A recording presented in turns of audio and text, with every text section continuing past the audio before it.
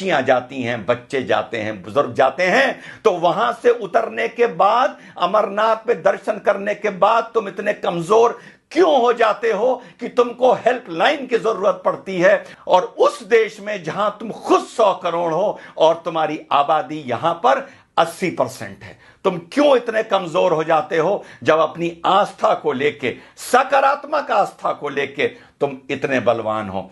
10 बार बता चुका हूं, मुसलमानों को समझाया नहीं समझे, 10 बार पहले बता चुका हूं और अब बता रहा हूं, एक हो, टीका लगाने से शर्माओ ना। सरदार 7 मीटर की पगड़ी पहनता है, उसको प्रॉब्लम नहीं होती, उसे गर्मी नहीं लगती। आपने अपनी धोती छोड़ दी, आपने भारतीय संस्कृति का प्रतीक, आपने अपनी धोती छोड़ दी। क्यों छोड़ दी? बुरे लगेंगे क्या? सरदार तो पगड़ी में बुरा नहीं लगता, कॉन्फिडेंस में रहता है। मुसलमान तो ऊंचे पजामे में बुरा नहीं लगता, कॉन्फिडेंस में रहता है। लेकिन आपने अपनी संस्कृति छोड़ी, आपने अपनी धोती छोड़ी। रोज नहीं पहन सकते, महीने में एक बार पहन लो।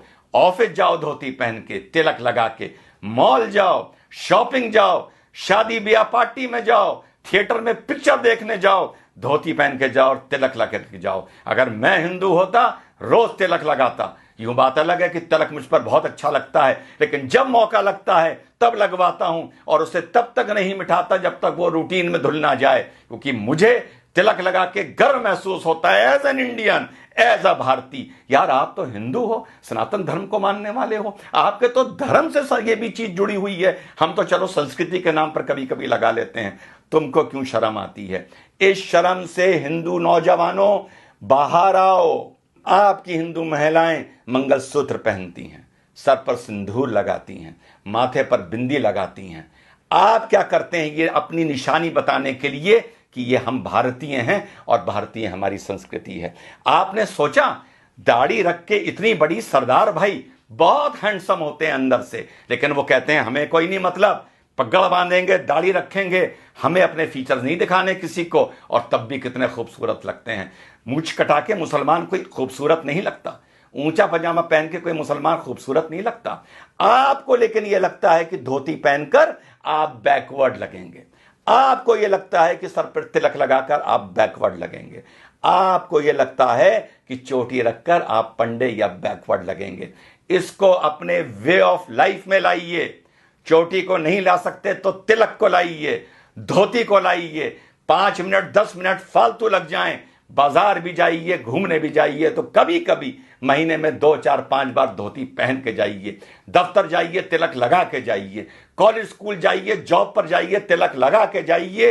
यही सकारात्मक संस्कृतिवाद है, यही आप लोगों को यूनाइट करेगा। धर्म संसद में जो बोला जाता है, मैं उसका कभी समर्थन टेक्निकली नहीं कर सकता बीइंग एन इंडियन, लेकिन इस चीज के लिए मैं आप लोगों को आगाह कर रहा हूं, सलाह दे रहा हूं कि यूनाइट हो। और धरातल पर ये नहीं कि कभी कभी एकदम से भगवा पहन लिया और साहब रामनवमी का जलूस है, वो देखने से नजर आता है कि कल ही नया भगवा निकाल के लाए हैं, फिर 364 दिन के लिए अंदर रख दिया जाएगा। या कभी कोई थाने वाने में बवाल होगा, कुछ होगा, कोई रैली वैली निकलेगी भाजपा की, तो भगवा पहन लिया जाएगा। इस भगवे को, इस तलक को, इस धोती को, इस कुर्ते को अपने कल्चर में लाइए, अपनी रूटीन में लाइए।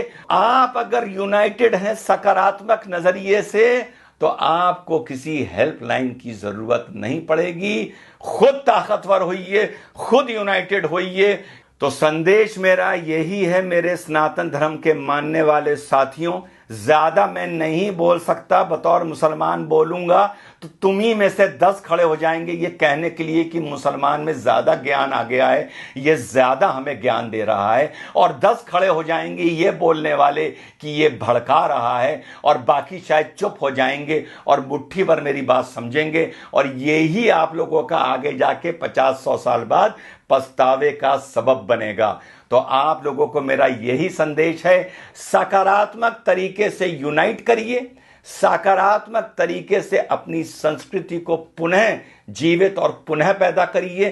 तिलक को अपना वे ऑफ लाइफ बनाइए, बीच बीच में धोती कुर्ता पहनने को भारतीय संस्कृति की वो पोशाक है, उसे अपना वे ऑफ लाइफ बनाइए, मत शर्माइए। सिख नहीं शर्माता, मुसलमान नहीं शर्माता, तो हिंदू क्यों शर्माता है? हिंदू क्यों सोचता है कि मैं धोती कुर्ता पहनूंगा तो मैं बैकवर्ड लगूंगा? मैं धोती में बहुत अच्छा लगता हूं, मैं तिलक में बहुत अच्छा लगता हूं। जब भी जीवन में मौका मिलता है मैं धोती पहनता हूं, कुर्ता पहनता हूं और तिलक लगाता हूं।